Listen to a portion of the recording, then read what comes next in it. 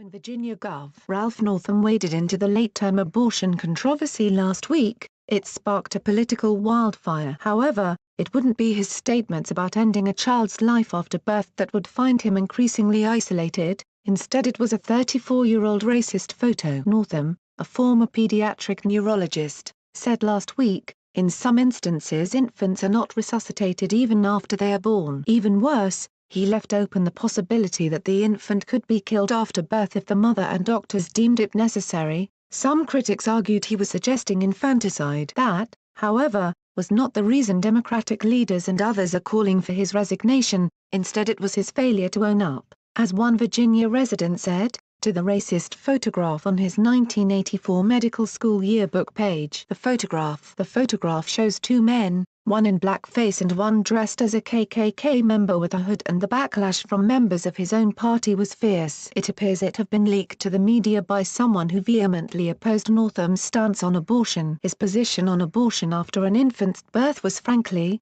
shocking. It has raised serious concerns even among some pro-choice advocates and has caused Americans to reflect on the sanctity of life. However, it would be the picture, which revived the ugly past of racism in American, coupled with his wishy-washy answers deflecting the truth, that drew ire from politicians and the public. His failure to own up to his past, said Mario Velasquez, a Virginia resident, who had worked as a volunteer on Northam's gubernatorial campaign, told SarahAcarter.com. Velasquez didn't want to judge Northam but said the photograph wasn't as damaging as his back-and-forth statements, which made Northam appear as if he was lying. He needs to resign, said Velasquez. Northam increasingly isolated. As of Monday afternoon, Northam had not resigned, but the pressure is mounting. He is finding himself increasingly isolated with little support from either residents or his political party. Roughly 14 Virginia residents, enjoying the first warm day in Old Town, Alexandria, believed the same. Northam should resign. It didn't matter what background,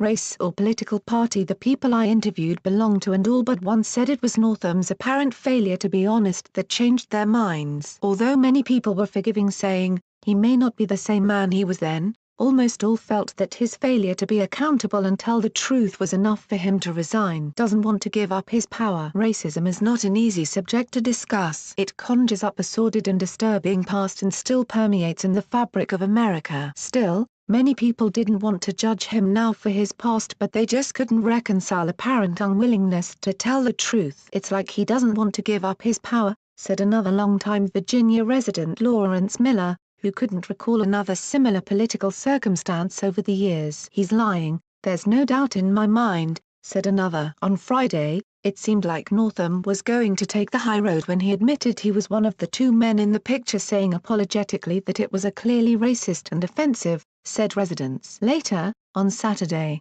when Northam retracted his statement at the press conference, saying that he wasn't in that particular picture but that he had painted his face black earlier in his life during a dance contest impersonating Michael Jackson, made him seem like a child trying to hide his lies. After the Saturday press conference, that's the same feeling that many of his Democratic colleagues had about him. Shortly after Northam spoke, Virginia Democratic Senators Tim Kaine and Mark Warner, along with Rep. Bobby Scott, Attorney General Mark Herring and former Virginia Gov. Doug Wilder all condemned the photo and asked for his resignation. "After we watched his press conference today, we called Governor Northam to tell him that we no longer believe he can effectively serve as governor of Virginia and that he must resign," said the Democratic leadership in the letter. "He should step down and allow the Commonwealth to begin healing. Lessons for all of us." Northam's situation forced us all to take a deeper look into our own faults and our own beliefs. The controversial policies regarding late-term abortion and racism in America are two subjects rarely discussed in public, but this week changed that. It forced many of us to re-evaluate, think and speak out. It also taught us that being truthful to ourselves and others is by far the most important lesson we can learn from Northam's mess. Why? Because only then can the people who were wounded the most find a way, forgive and move on. Being truthful, accountable and moving on is something I'm certain Northam has struggled with all week. Moreover, if he's to find a resolution, the first thing he needs to do is accept what he's done, listen to his constituents and resign, so he can move forward. In the end, it will help Virginians do the same.